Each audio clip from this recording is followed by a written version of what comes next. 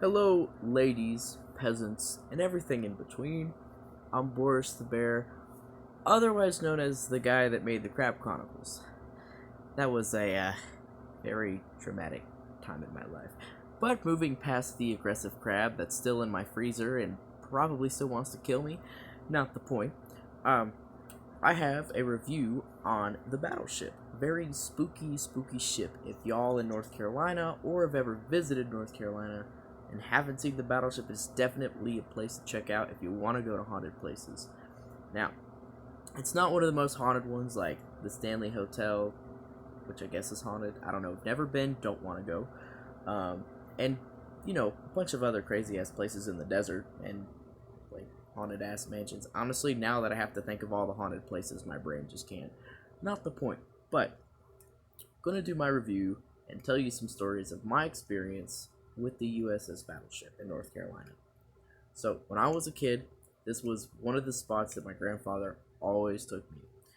We would go just about every year from when I think I was like 8 till about 14. We stopped going in between a few years just because I was, becoming a teenager, and teenagers are like, ugh, history, that's boring. And now I'm obsessed with it. So, my first experience there, I had a Nintendo DS XL.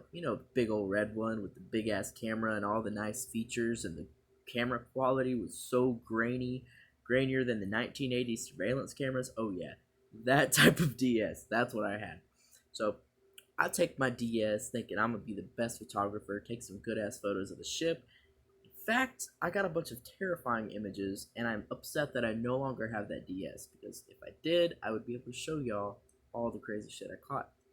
Excuse my French. Um, so, crack open a cold one with myself, because the boys are here.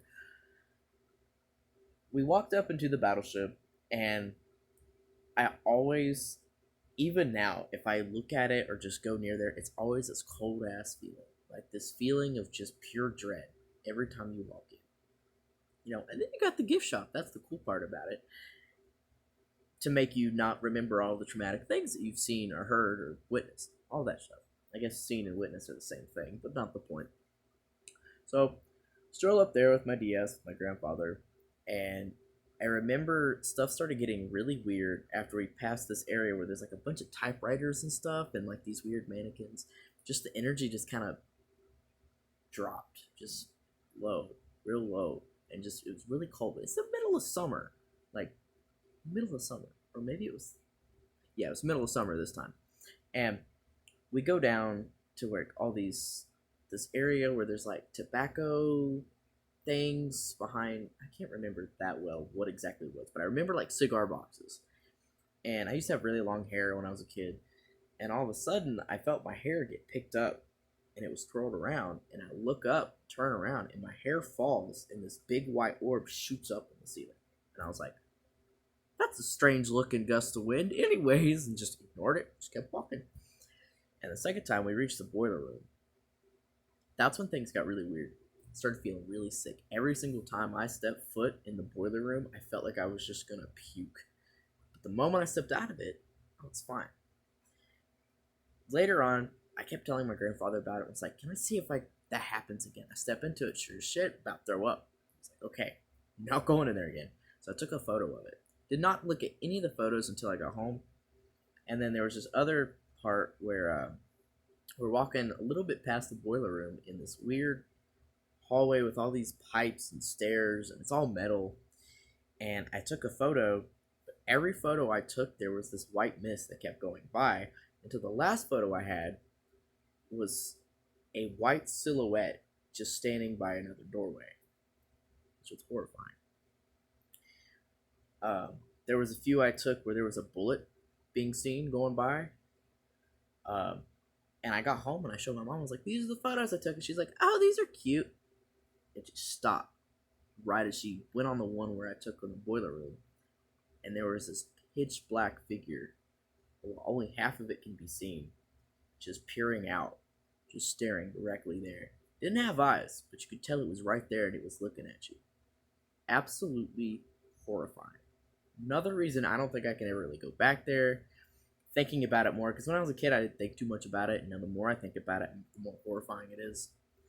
Later on, a few years down the road, I went to the battleship but refused to go in the lower parts. I would just kind of chill out, follow the tour, run past the boiler room, whatever, go to the gift shop, buy a keychain that's cost $25 that says North Carolina, and when the one that flashes up, they would die in 30 seconds. Yeah, those kind of things. When I was 14, I moved out to Colorado, and I would visit my mom every summer, along with the rest of my family. And we used to do these things called night rides, and we drank a bunch of caffeine. It's 3 in the morning, and we decide, hey, let's go to Wilmington, which is right next to the town I grew up in. So, we go to Wilmington. We're right by the Cape Fear River, and we're looking across at the battleship, and we both just kind of get quiet. Like it just air's cold. It's the middle of summer, mind you. Air's freezing. We both have these goosebumps, but we're not saying a word to each other. I just look over and I can see them all on our skin. I look at my arms and see them all up, feel it tingling up my spine, and I see we're looking across the water, and there's this black figure that's just walking, and it would disappear. We'd be like, that's weird effect the water has on you. Then we moved over and we looked back at the water at a completely different angle and saw the same black figure walking across the water, and it would disappear. Mom and I were like, did you just see that shit? We were freaking out. And then we're like, okay, we're not go yet. We just got here. And we're looking at the ship, and we're talking about some random stuff when I was a kid. And we both kind of stop, and we see these dark, translucent figures walking down on the battleship. We both just got really cold. My mom was like, we need to go. So we did. There were very few experiences I've had at the battleship that were pleasant, except for the times, I got stuff from the gift shop when I was a kid. That was probably the least dramatic part about everything. But definitely, if you're into sort of haunted locations and stuff like that, the battleship in North Carolina is definitely a place that I would visit. Um, Definitely bring some sage or Palo Santo or something with you because it is quite the spooky experience. May not have explained it the best, but if only I had the images to show y'all how horrifying it is, and maybe I didn't sell that DS and I have it somewhere in storage, and if I do, I will definitely post the photos. But that was one of the most traumatic moments when I was a kid, seeing the photo with the guy just standing there in the corner, and every time I walked in that room, just got severely ill. But yeah, so this is my big boy spooky story for the day. I will probably post one later on. Not the spookiest. I've got awful gas station ones, and according, I'm actually working at a gas station that is really creepily haunted, but I've worked at worse. Got plenty of spooky stories to share, so if you're interested in dealing with the way I explain stuff, which is not very well, then go ahead and look forward to my next post. Uploads, whatever you call it. Okay, see you later, peasants.